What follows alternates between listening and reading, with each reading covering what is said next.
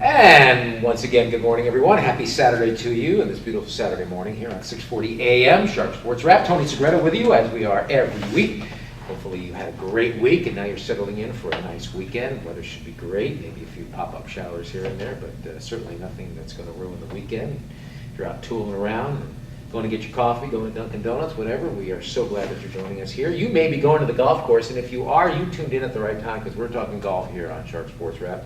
We have the women, then the men we're going to talk to individually because both of them won the Sunshine State Conference. Both of them are ranked #1 in the country, and we couldn't be happier. And we're talking about a heavy, heavy load to carry, especially for the women. Joining me, head coach of the women, Amanda Brown, and Liliana Camisa, the young freshman, won the individual honors, came back strong. We're going to talk to her too, and we actually may go into her backpack before this is over because she's known around campus walking around with those big white Sony headsets. So since we are streaming this as well, we'll make sure everybody recognizes her here. But Amanda, congratulations! Wow. I mean, and I think I'm going to have you put this into perspective, but just to kind of give you a heads up as to what we're talking about here, the men, which we're going to talk to in the next segment, win by 37 strokes. Mm-hmm. The women didn't even know they won until well after the event because they actually thought they lost by 2, correct? It was such a tight tournament. Yeah. I mean, I had to literally get my calculator out, and we counted up our scores. I had to go over and ask their coach. Who's Lynn? Lynn. What their team total was, and then I just added it up, and it was 1 stroke better than their 3-day total. So I've never seen a comeback like that ever in my, I don't know, 10 years of watching college golf. So I thought it was incredible. They played great.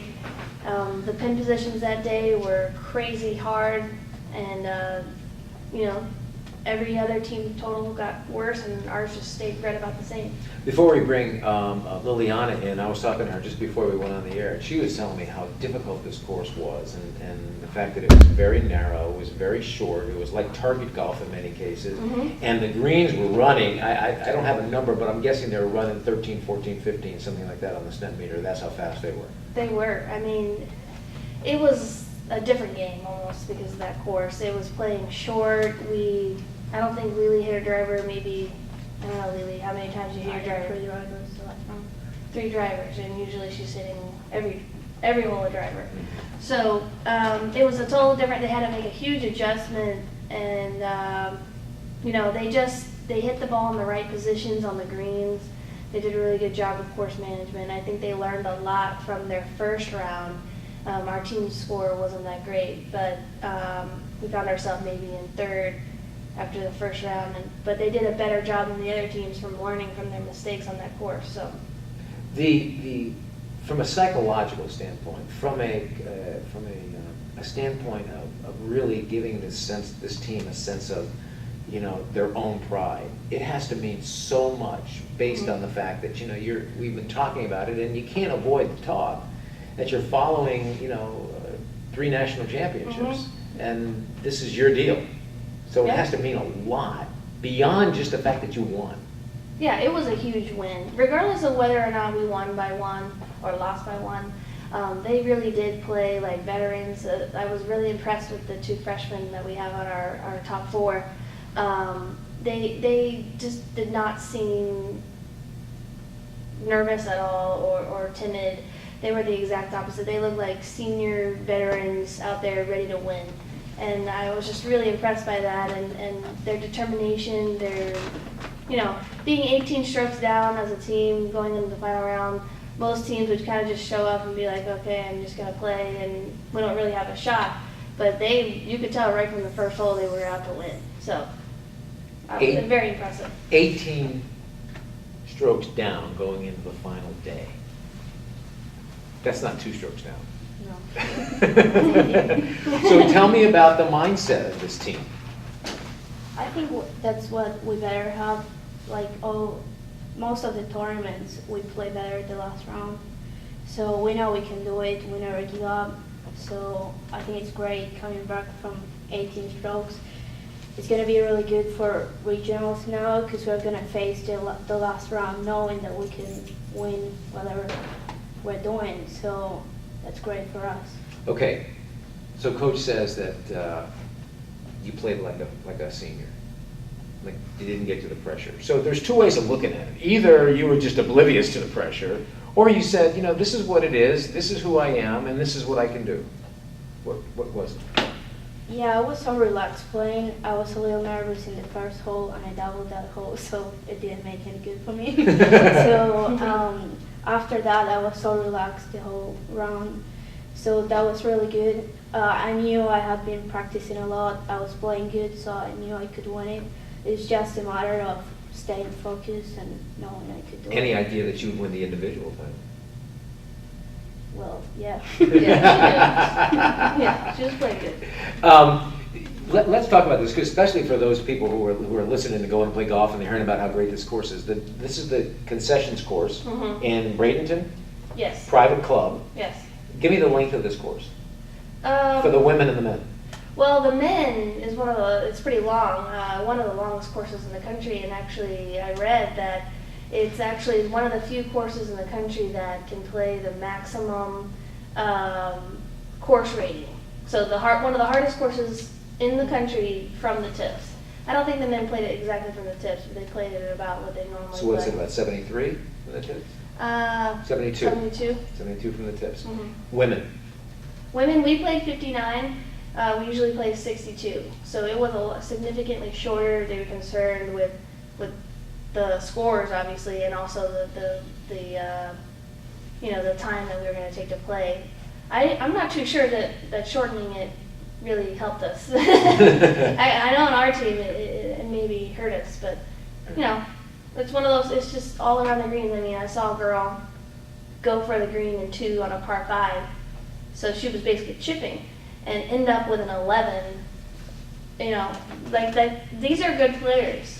And I think they had the same story on the men's side. Wow. With like a good player ranked in the top 10 ends up with some crazy number. When the greens were running so fast, and the pin placement was so difficult, your approach to the green and your mental approach had to be a little bit different than normal. So you're looking to hit wedge as many times as you can to hold it. Yeah, we're used to playing slow greens here in Florida, so I didn't know we were gonna play those fast greens. But I like fast greens better than slow ones, so that was good for me. I can't imagine a great college golfer getting an 11 on a par 5 and you're chipping for eagle. I mean, it was a mounded green, and she got down in like a really deep area where she tried to putt it up, went back down the hill, putt it up, went back down the hill. It was like the Masters or something, or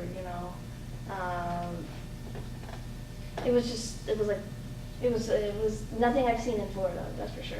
All right, let's talk about what's ahead. You have some time off. May 6th, if I'm not mistaken, starts the regionals, which now you go up to Pace. Is that correct? That's in the Panhandle? Yeah, it's in basically Pensacola. Mm-hmm. I've actually been fortunate enough to see the course.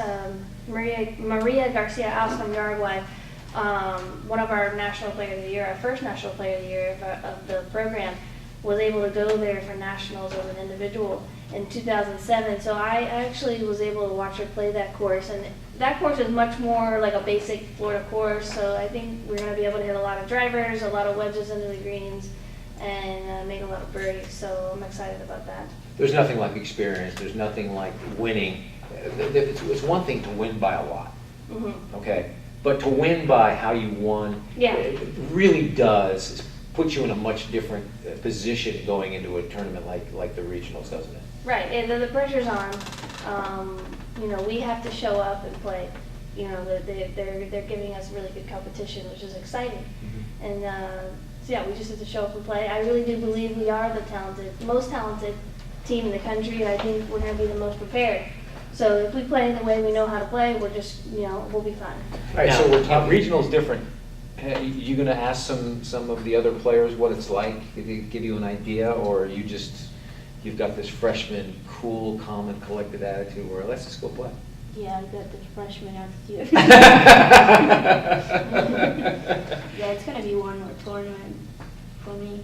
I mean, it's important, but just need to be prepared and try to play. It was great to have you. Congratulations. You're winning by one stroke. Winning this the Sunshine State Conference is a huge deal, and now we'll be talking to you as you prepare for the regionals. And the top 3 go to the nationals. Yes. And where are the nationals being held? They are in Louisville, Kentucky. That's actually a good one because all the other spring fours are going to be there too. So. Great. Liliana, congratulations. Thank You win the cup, and that's quite something for a freshman. Yeah, thanks. Well, we'll be seeing you through campus with your Sony's on. And welcome back to Shark Sports Wrap here on 640 AM. Tony Segreto with you. Now it's time to talk men's golf. We just talked women's golf. They win the Sunshine State Conference by 1 shot. They weren't even sure they had won. In fact, many of the girls thought they lost by 2. The flip side of that, the men win by 37 shots. And with us now, Garrett Runyon, the head men's coach, along with Ben Taylor, the #1 player in the country. We're going to talk to both of them.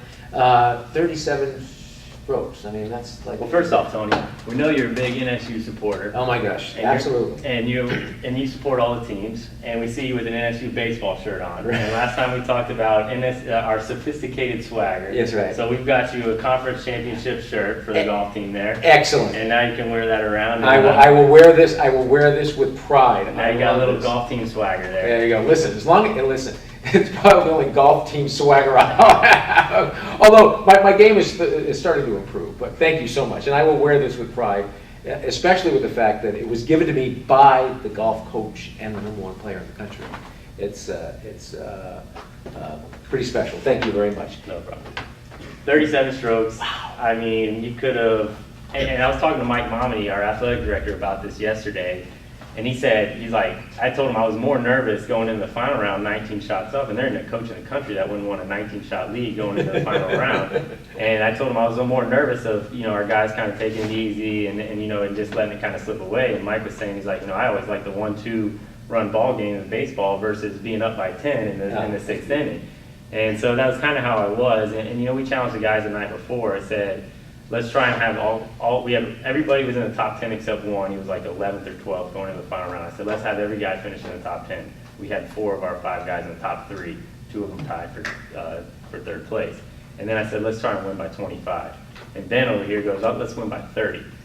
And so that was kind of the challenge. And I mean, those are crazy numbers, but the way we were separated, I mean, it was fun. We were out there and the guys were, we didn't even think about the other teams. He's asking how Oscar, who had the lead going in the final day, and they're asking how each other's doing, and they're pushing each other. And as a coach, that's what you want. I mean, they're competing against themselves and the guys on the team, and they're not even worried about the other players and other teams. So it worked out real well. Well, that's testimony to how you bonded as a team. Because again, we've talked about this before.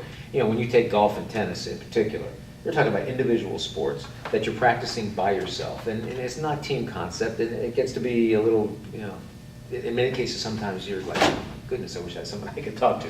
But in this case, Ben, you guys have really, really bonded, as have the women, in support of each other. Yeah, for sure. I mean, that's one thing that I've noticed since, being here in college golf is how well the team gets on together. And it's great, The team, I think, that went to conference was certainly the strongest team that went. And we got on so well, and the results speak for themselves when we win by 37 shots like that. Tell me about this golf course. I mean, the women were telling me, the most difficult course they've ever played. But from where they're playing was 59, so they shortened it a lot. They didn't even pull out driver. Now, did you all play from the tips? Not quite the tips. The tips were over 7,400 yards, almost 7,500 yards. And we played at 7,150, just under 7,200 yards, which is still pretty good. On the longer side for what we're normally used to. I mean, we were anywhere from 69 to 71 or 2.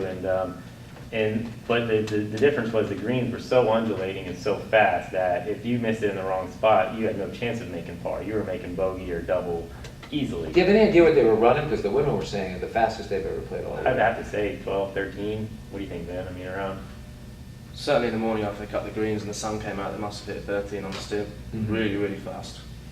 So now the girls are saying they're not using driver because it's so narrow, but you're playing at close to 72, Ben. You have to be pulling out driver, but at the same time, if they're running that fast, you're thinking, I got to get in a position to hit wedge, wedge, wedge. You don't want to hit anything above a 7 iron, correct? Yeah, of course. I mean, especially on the first day, I pulled out driver a lot and got myself into trouble. And when you're not on the fairway, obviously you can't control your spin into the greens.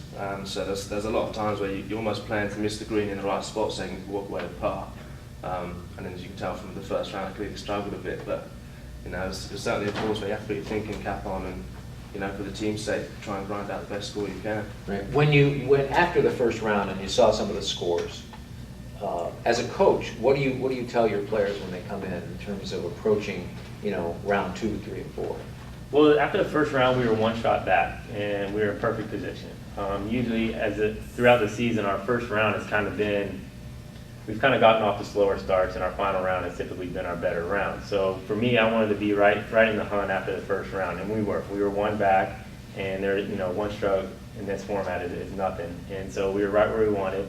And I told our guys, this is where we're going to make our money. We're gonna separate ourselves here, with our endurance and with our mental game and everything. And this is where we're going to outlast everybody, outwit everybody. I mean, 36 holes, we were on the course for almost 11 hours. So, and then on a tough course, it just wears on you, just beats on you. And our guys stayed sharp, they stayed focused, and we posted the best round of the tournament. And that's the second round was the day that pretty much won us the championship.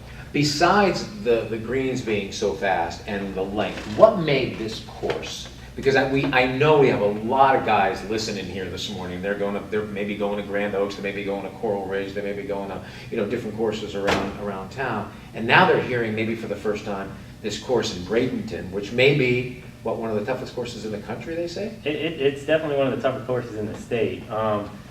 It's only 6 years old. It's 90 degrees out there. There's those palmetto bushes everywhere, so you could lose a ball in a heartbeat.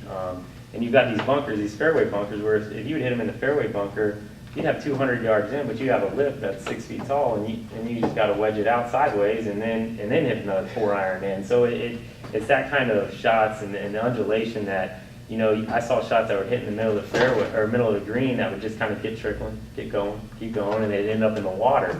And as a player, that just wears on you mentally. Where you're like, I hit a good shot, and I walked away with a 7. Yeah. And you're like, so you just really, like you said, sometimes we're playing for missing the green, and that would be your best position to get that up and down to make a par versus hitting it 10 feet above the pin and luckily trying to two-putt it because the greens are just lightning fast when you got on top of the hills and everything. When you play a course like this for the first time and you're going out there, and now you're at hole number 2, and you just bogeyed hole number 1, and you're looking at it for the very first time, how are you approaching this course? We obviously spent a lot of time in the practice round the day before, writing down notes and mapping out all the greens so we know where to hit it. But obviously that doesn't mean in the tournament you're not going to hit it there every time. So, especially if you get off to a bad start, it's crucial that know you've got a lot of holes left and know you've got plenty of chances to get yourself back in the tournament. So I think the second round I started off bogey or something, but you've got plenty of birdie chances out there. You've just got to, like Garrett says, play the mental game and keep grinding because you don't know what could happen, you don't know what to expect. So. And getting your touch right on the putting green, Yeah. It's got to be what's so difficult. Yeah, the hardest thing about this tournament was because they were so fast. They're the fastest greens we've putted all year, so you have to kind of, really spend a lot of time out there practicing and getting used to them because you have to change your whole mentality in terms of how much quicker they are. So you have to really be careful of, what you're doing and not be too aggressive with certain parts. Because like Garrett said, the last day on the 13th hole, it was a par 5, I saw a guy putt it off the green twice. Putted it off the green, wedged it on, putted it off the green again. And then he holed the next one he had to go at because he had like 5 goes at it. They were scary greens. They took a lot of getting used to, that's for sure. Yeah, we just talked to Amanda for the women's side. She said she saw a girl take an 11, and she was in a position to get an eagle. Yeah, well, that's the guy he's talking about. It wasn't like he hit a good putt. Or a bad putt. It had a chance to go in, and it just got a little away from him, and just kept going, catches the slopes, and now he's down in the valley and 30 yards away from the hole. So. All right, that's over. You get ready now for regionals in North Carolina. You guys find yourself in a position to do something that you've been wanting to do for quite some time, and that's take home the big prize. In order to do that, you've got to get past the regional. So tell me your preparation getting into the regional and then the course you're about to play. I don't know much about the course we're playing. We're going up to North Carolina outside Charlotte, and we'll do a little bit of research on that course first. But after this win, it's a little different than the years past. Last year we won the conference championship, and we didn't win a lot, and that was kind of like we just let go and just a deep breath, and we're like, okay, we won. That was kind of good. We had a good year, or whatever. This year, we won by 37 shots, and the guys were like, it doesn't really feel like a win, and it was almost like everybody felt like they could almost play better. And so that's a good thing to have, because now we're keeping our foot on the gas pedal, and that's what I want. So we'll take a couple days off, get relaxed, rest up a little bit, and then we'll focus right into regionals. There it's anybody's game. It doesn't matter if you're ranked number 1 or 25 in the country. It's the top 5 go, and anything can happen once we get there. So. But you have to be excited then, huh? This is just such a great opportunity. Yeah, I look forward to it. I'm looking forward to the other team's reactions to us destroying them so badly at conference, to see how badly they want to beat us again. It's a good thing we won by so much, but it means the other teams are going to be gunning for us even more, which is great for competitive play and great for us trying to get through the nationals. Right, because you know what? There's two ways of looking at this. They may be so concerned with beating you, they're not worried about themselves. And really, when you play a game like this in golf, you need to worry about your game, your putts, your drives, your approach shots. It's all about you getting to where you need to be to sink that critical putt, correct? Yeah, of course. I mean, we don't know what the course is like up there, and we'll assess it when we get there. But we know that we've had a good week of conference, and it's kind of getting to the point where we can put it behind us now and start, like I say, concentrating on the build up to regionals and nationals.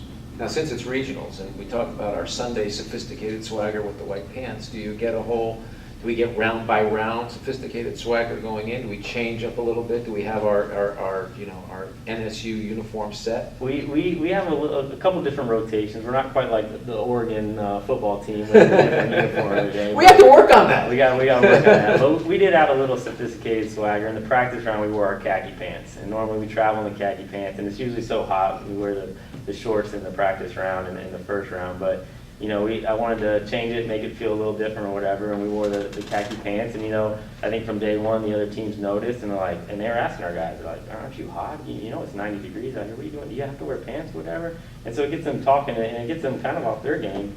And our guys are just like, they just kind of let them wonder what we're thinking and doing. And and then the final round, we wore the white pants, and everybody kind of walks around a little bit taller. And Look at Ben, he's got a smile going. You like that sophisticated swagger, huh? Yeah, I got a little comment about my pants and I walked off the green, so that was birdie for me, by the way, just saying that.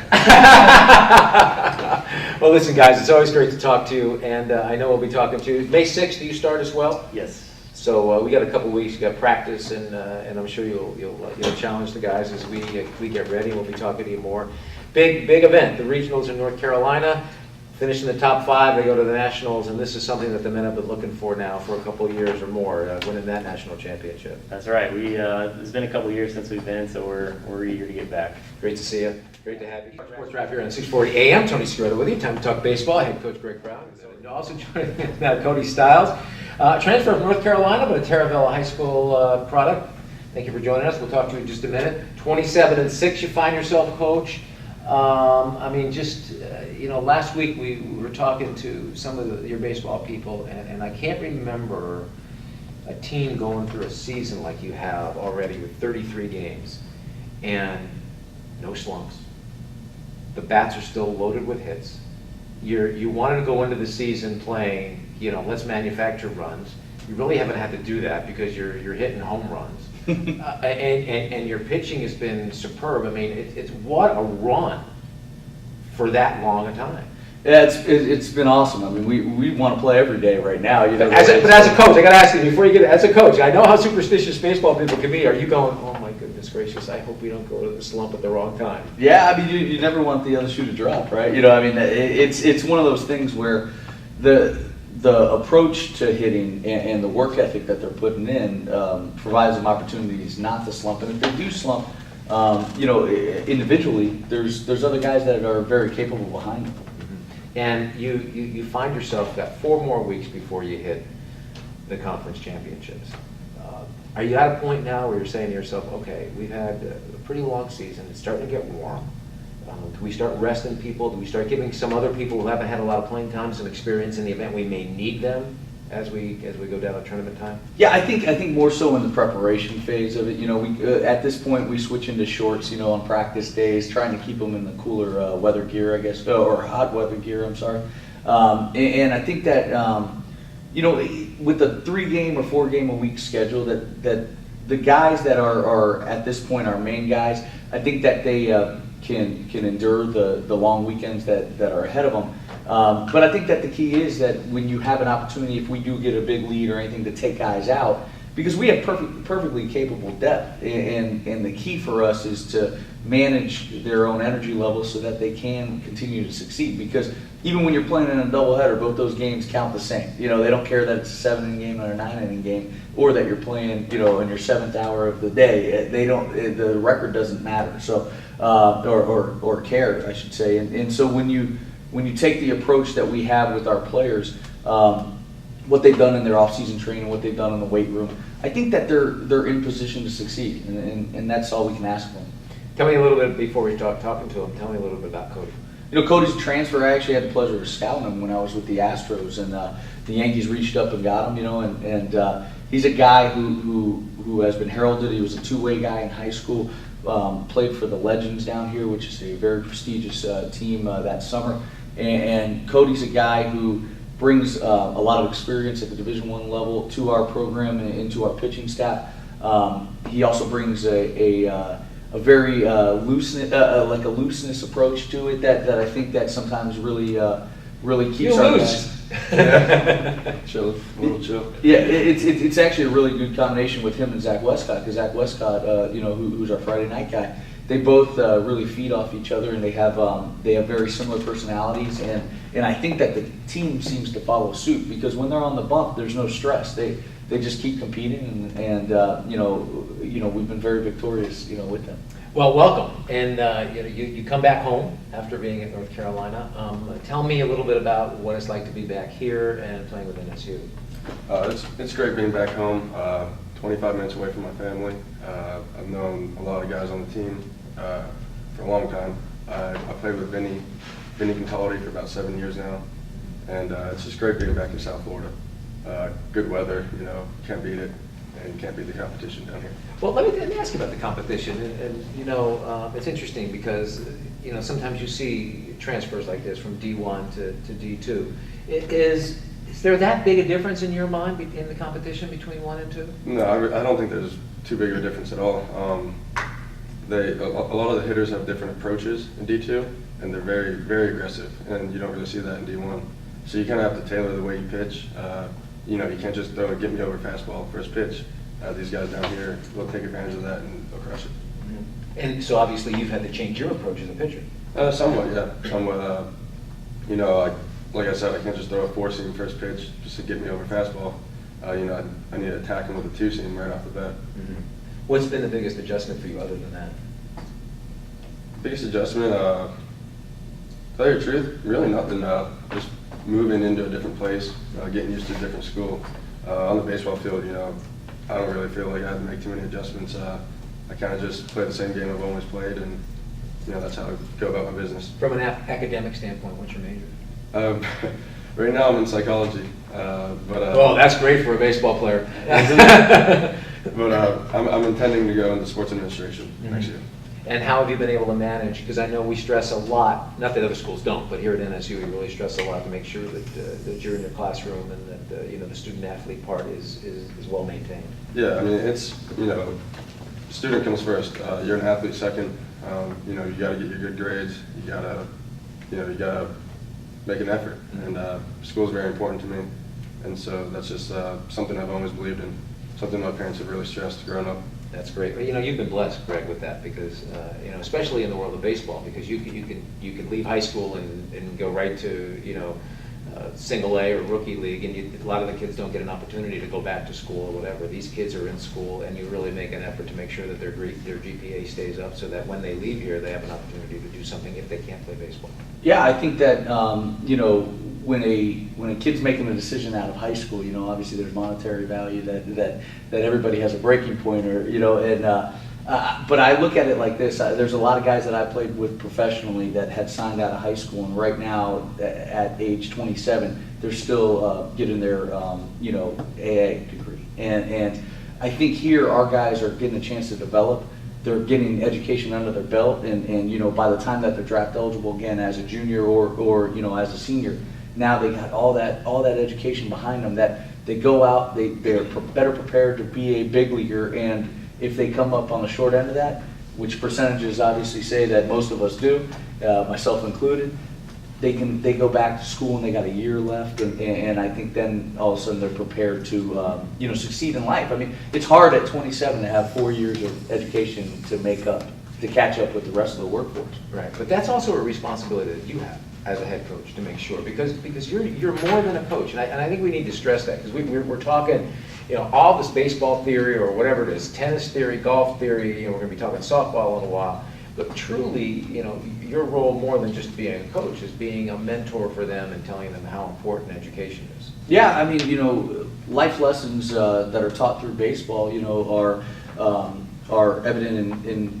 every walk of life, and these guys, their accountability and showing respect and the things that we stress within our own program definitely have the cause and effect into the classroom and to them in the community. I mean, we're very community service oriented. Cody's volunteered for many events, since he's been back in town. With our program, and we also take it a little further and say that when you do become a professional in what it is, whatever career path that you choose, it's going to be a reflection on our program. Let's talk about where we stand now. 4 more weeks, 5 more weeks left in the season, Mm-hmm. and then the conference tournament, and then the regionals. There's a much bigger picture here.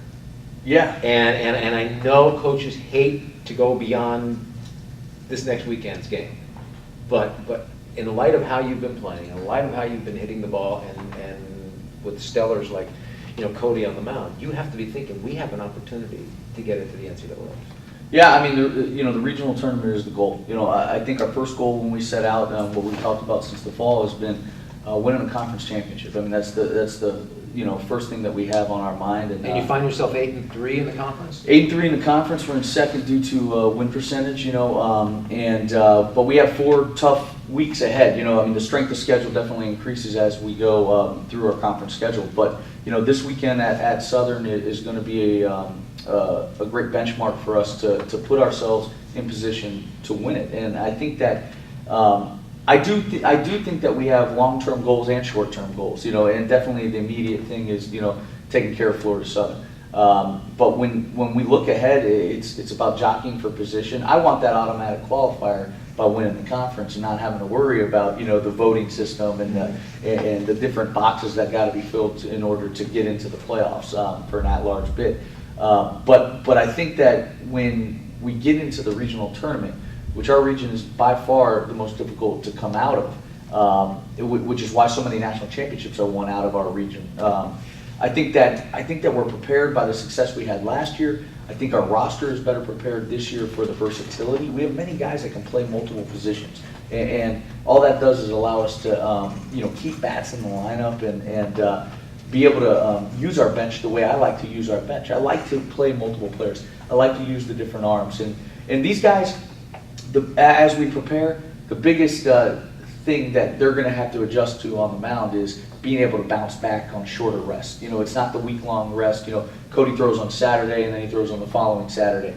In that tournament time, we got to go, all out. And so I think that's where a lot of the preparation throughout the year and the seasoning that their arms undergo, they get conditioned for that, but you're never really ready. Right. It's an exciting time, Cody. I mean, you find yourselves in a really good position. A lot of people are starting to take notice of this baseball team.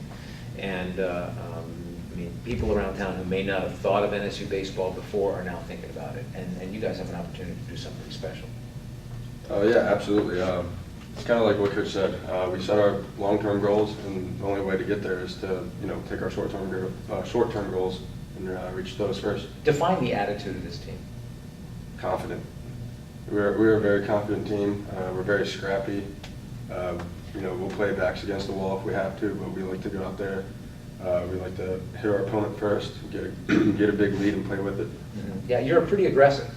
Oh, yeah. I mean, it's an aggressive team. I know Coach wanted to, start of the season, we talked about, you were going to be stealing bases and hit and run and suicide squeeze, and you were going to do it all. And little did you know you'd be hitting it out of the park as much as you've been hitting it out of the park. Yeah, it's a nice problem. Yeah, it really is a nice problem. But, so now you got 4 more weeks to go. You're just going to play it as you have been playing it and then start preparing for your tournament. Yeah, I think that the only way we can do is just make sure that we get it. And Lynn University, when they won in 2009, they were number 5 in our conference that year, the 4th team from our conference in the regional, and they won it from that position.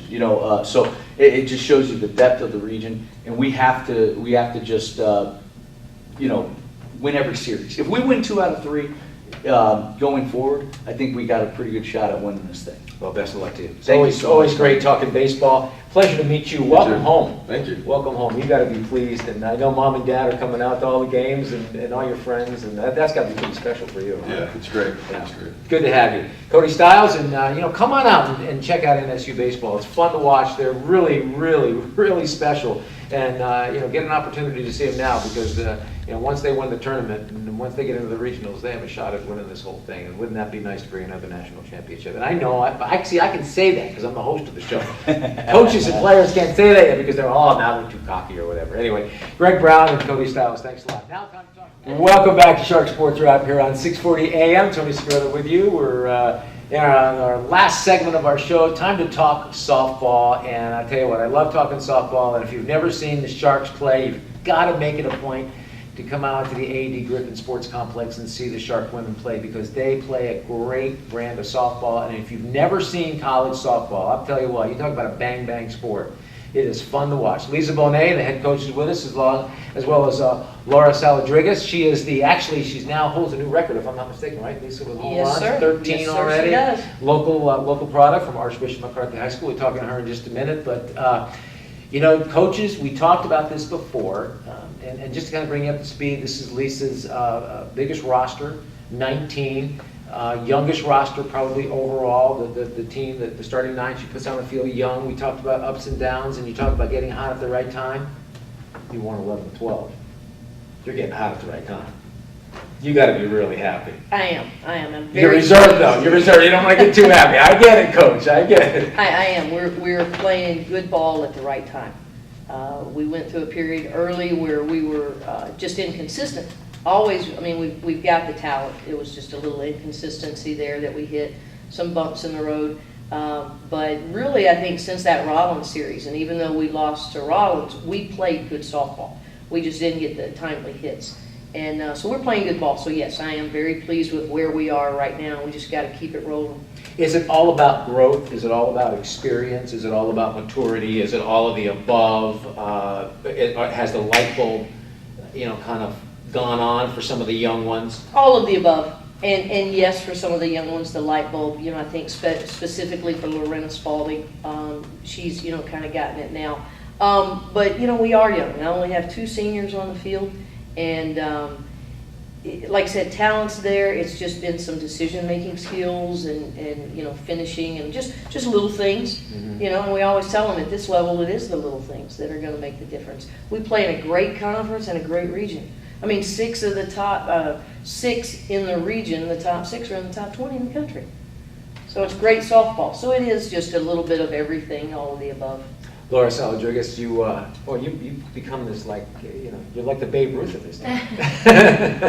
First of all, welcome. How does it feel to be playing down the street from where you played high school and being on a program that's such a great program like the Sharks? It's really great. I never regret my decision to come here. I'm glad that I stayed local because my parents come to every game and they follow us everywhere and I love it. I wouldn't have it any other way. And it's great to have be able to have the fan and support system that we do have at our games and things like that. I love being here and it's a great program to be a part of and I honestly don't regret my decision any day. So did you ever think of yourself as a home run hitter? I was always yes and no because I'm very contact, but I also have power. So I don't think I ever expected to get this many home runs in a season. But yes, I mean, I consider myself a home run hitter, but maybe not this many home runs. Okay, so let's put this in perspective. And I've talked to many a baseball player who all of a sudden, like, you know, Robinson Cano, for example, for the Yankees, who would think a second baseman would be hitting 42, 45 home runs? Yeah. And all of a sudden now, the way the pitchers approach him is a lot different than when he first came up. So now do you find that the pitcher's approach to you is a little bit different, knowing that you've got this moniker that you can hit it out of the park? Definitely. Like, I definitely feel like at this point, the home runs that I am hitting are mistakes by the pitcher. Because I've noticed I'm getting walked a lot. I'm getting hit by pitches, like, more than I have. You got a lot of bruises. Yes, I got a couple bruises. But I'm actually, like, I feel like a lot of I'm not getting a lot of good pitches as I used to before. Like, I'm having to see more pitches than I have in the past. Because of that, is it hard to be patient? I mean, do you find yourself going, goodness me, if I'm looking for this one pitch in my zone, but if I'm not going to get it, if it's even a little close, maybe I'll go for it where normally I wouldn't. Yeah, I'm a little anxious, Yeah. so that happens a lot to me. I hit pitches that, they're not necessarily horrible pitches, but they're just pitches that I could have let go, and, you know, I could have handled something a little better, Right. or waited for something a little better, but I do get anxious, and I actually found myself last night getting a little anxious, because I knew that I had tied the record, and in the back of my mind, even though I tried to hide it, like, in the back of my mind, it was still there, and, but like, the at-bat that I actually got the home run, I told myself, like, get it out of your head. Like, don't even think about it, just line drive, and of course. You know, that's hard to coach, patience. It is. It is. You know, because there's no doubt about it that pitchers are going to be really looking at her and throwing it to her different. And you know, it's almost like when she's in the on-deck circle, looking at her and going, don't forget, you got to be patient, right? Yep. And you know, Sally's right. The pitches now that she's going to drill are the mistakes. Mm-hmm. And she's just got to dig in. And she had a lot of good misses last night. And I mean, you know, straight back, we call that a good miss. And she had a couple of those. So the home run was just a matter of time. And actually, it was a bunt situation, but we've had that a lot with Sally, and you know, I have that much confidence in her just to hit the ball hard, Right. not shoot her for the home run. And you know, I don't want to waste her with a bunt. Yeah, no, exactly. Coaches never want to take the bat out of the hand of a hitter that, you know, is going to make contact, and there's a pretty good opportunity for that hitter to make sure that you can get it out of the park. Does it change your approach to the game, knowing that you have her in your back pocket that has that opportunity? Well, it can, and I mean, there's been times that sometimes, you know, I have to gauge where we are in the game, early in the game, late in the game. I mean, there are times when sometimes I have to bunt. You know, I just have to, and then you know, what we've got behind her will do their job. But you know, sometimes I'm in that situation, and it's like, oh gosh, okay, am I gonna let her hit? Am I gonna let her bunt? Am I gonna give her the green light? You know, and but it's not that I don't have faith in her. I always have faith in her. Right. It's just, you know, am I going to gamble here? Okay, so now I have to ask you a question. Okay, and this is between us. And the rest of whoever's Exactly. Oh no, come on. You're good. So here's the deal. You're up there. You're feeling pretty good. You feel like you're in a groove, and you look over, and she gives you the bunt sign. Is there any rolling of the eyes going, God? No. She's not going to roll the eyes, but she in her gut, she may be thinking. She knows what he is. And I like how quickly she responded. Yeah. No, because listen, I've been around long enough to know, especially if you're a hitter and you get that bunt or you get that take sign, like, really? Now? But you have to coach the way you have to coach. Yeah. So I asked this beforehand, and we wanted to get into it a little bit. So you're on this roll. You're win 11-12. You have what? Another couple of weeks? And then we go to the regionals. I'm trying to get my dates. 2 more weeks. 2 more weeks. And you find yourself in a good spot. Softball, baseball, anything with a ball and bat tends to be a little superstitious. Any superstitions? Do you like to talk about 11 or 12, or do you want to just not talk about it? No, that's okay. Really, as a coach, I just really just have one, and That's about it. Yeah. As a player, I had a lot. Yeah. But as a coach, really just kind of one. And I don't know that it's a superstition. It's just a feeling Yeah. sometimes I'll get in the pit of my stomach in the fifth inning. Yeah. And it's always in the fifth inning. So I don't know if you want to call that a superstition or not, but Premonition, probably more than anything. yeah, that's better. It's an That's issue, good. but it's not. There It's you not. go. It's not a superstition. There you go. What about you, Zoe? I have so many superstitions. There's so many things. All right, give me a couple. My pregame ritual has to be exactly the same. Like probably the most like the weirdest one might be that like when I'm warming up pitching, right when I throw my first changeup, I have to go get a water break. Like I have to go to the dugout, grab some water, and then go back out and warm up. That's something that I don't know. I started doing it, and I have to do it every time. Like the catcher who warms you up even knows like, oh, that was your first changeup. Let's go get some water. Like it's just one of those things that now like at this point like every game day like I have to first changeup. I have to go get some water. Whether it's bad, good, it doesn't matter if it was a good or bad changeup. Like you go get water. Like that's one of the Did you know that? No, I didn't. I did not know that. Tell me about this team. Okay, you're a junior right now. Yes, I'm a junior. Okay, so you're kind of in that. You're on that cusp. You're not quite. You're not there the senior yet, but you're not that nomad world of being Yeah. a sophomore. All these young players. Tell me how you feel this team has come together with a very large roster. It actually came together like very well, very easily. A lot of the girls are just all the girls are just like we all mesh really well in regards of like we always like even after softball, after practice, after games, like we'll go out to eat or we'll Get a crush for yogurt or something. Yeah, exactly. Go to Menchie's or something, and we hang out a lot. In fact, we've had birthdays, so many birthdays this month. We're going to dinner tonight for one of the girls' birthdays. Like.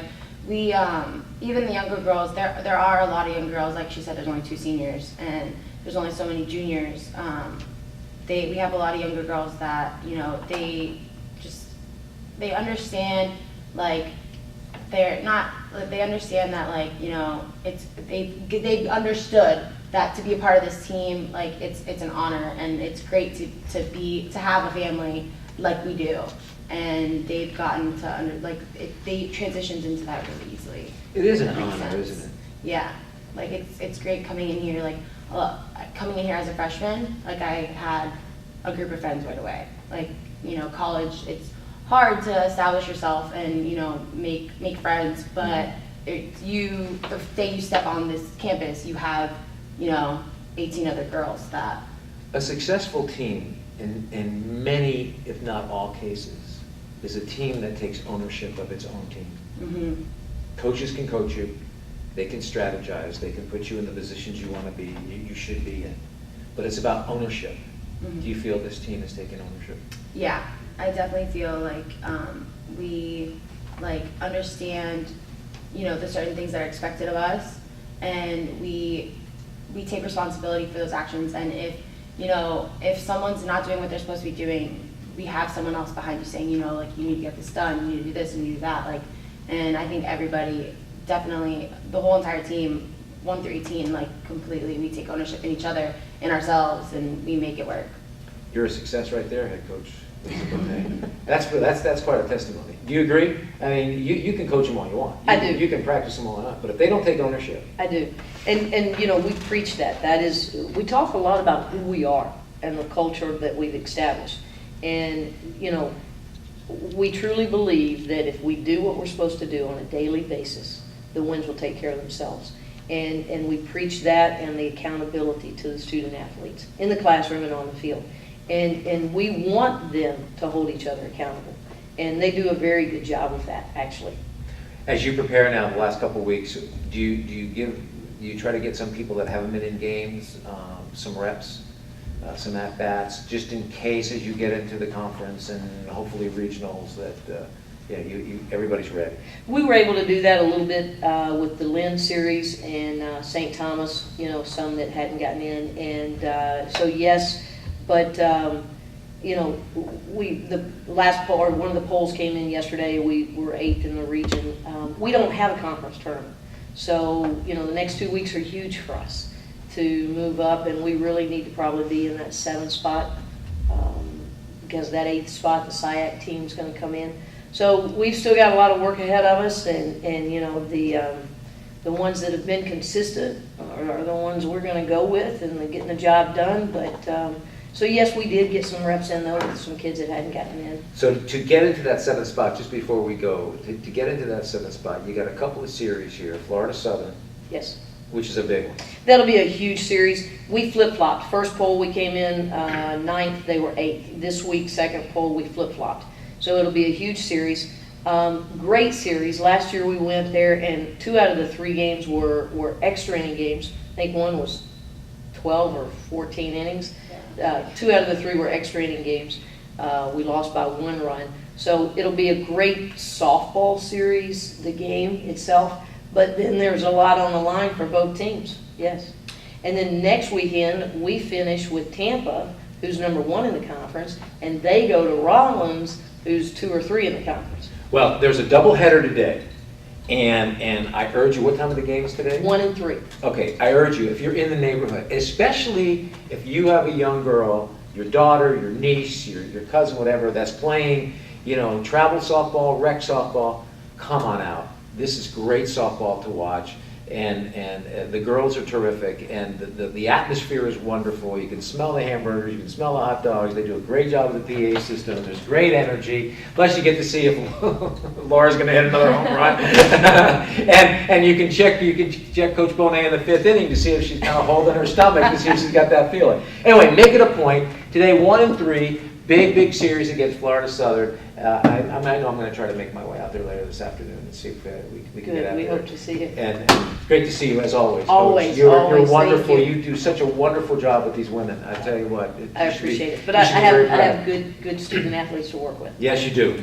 Great to see you. Thank you. for having me. Love to have a McCarthy student on here. My son's about to graduate, and in fact, right here at Nova. So, and my daughter's going to be heading over there too. So listen, it's great to have you, Laura. Congratulations on all the work you do, and I'll be looking if I see you warming up after that first change up for that bottle of water. We want to thank you all for joining us here once again on Sharp Sports Wrap, 6:40 a.m. Once again, we're with you every Saturday morning at 8:30. We are so pleased, and again, whether it's Sharp softball, Sharp baseball, it's right here on campus. Make it a point. This is your college in the Western Broward area. Come on out, take the time. You see the product, it's really something, and these student athletes, believe me, they are students first, athletes second, and they excel in both areas. Thanks for joining us. We'll see you next year right here on Sharp Sports Wrap.